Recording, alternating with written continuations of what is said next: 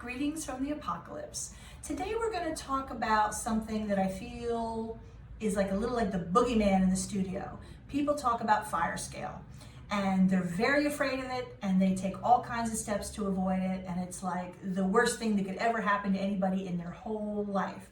So today we're going to talk about when it will happen, when it won't happen, and what you can do about it and how to just stop being so afraid of it.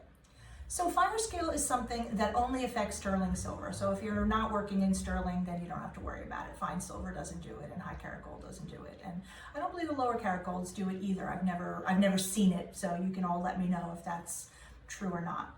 But in like 30 years of working in the studio, I've only seen Firescale maybe a handful of times, and yet everyone is terrified of it, and they're coating their entire pieces in flux, and everything is this big crusty mess, and they can't see what's happening because everyone lives in terror of this horrible thing, Firescale.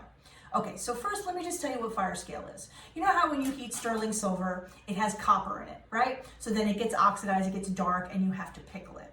Now, if you take that same sterling and you really heat and heat and heat and heat, eventually the oxygen basically permeates through the metal and it makes Firescale, which is like oxidation under the surface. So it's the kind of thing that you can't just sand off because it's deep in the metal.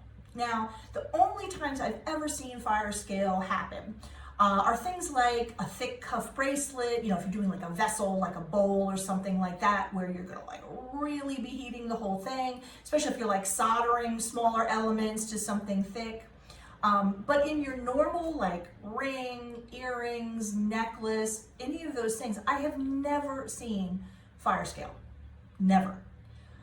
So I think we all need to kind of pull back from the edge and calm down about Firescale. Now, if you're working on a very large thing, like a large cuff or whatever, then yes, it is a concern. And you've got a basic method which you can coat the entire thing in flux, which will keep the oxygen from getting in there and making Firescale. You can also use something like fire scoff.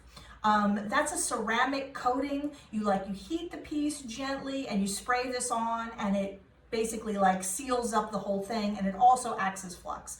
So fire scoff is a little pricey, so I don't use it that often, but if I am doing like a big piece that's going to get a lot of heating, I will give it a coating in fire scoff, and that will protect from Firescale. However, for all the other soldering stuff I'm doing, jump rings and rings and any of those, I don't cover anything except for the seam in flux, and I never see any Firescale.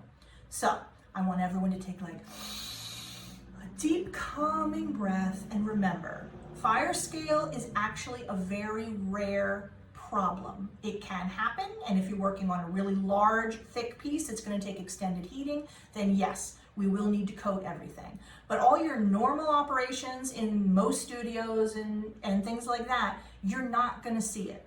So calm down and just put flux in your seam and everything will work great. I promise. The boogeyman won't haunt you anymore.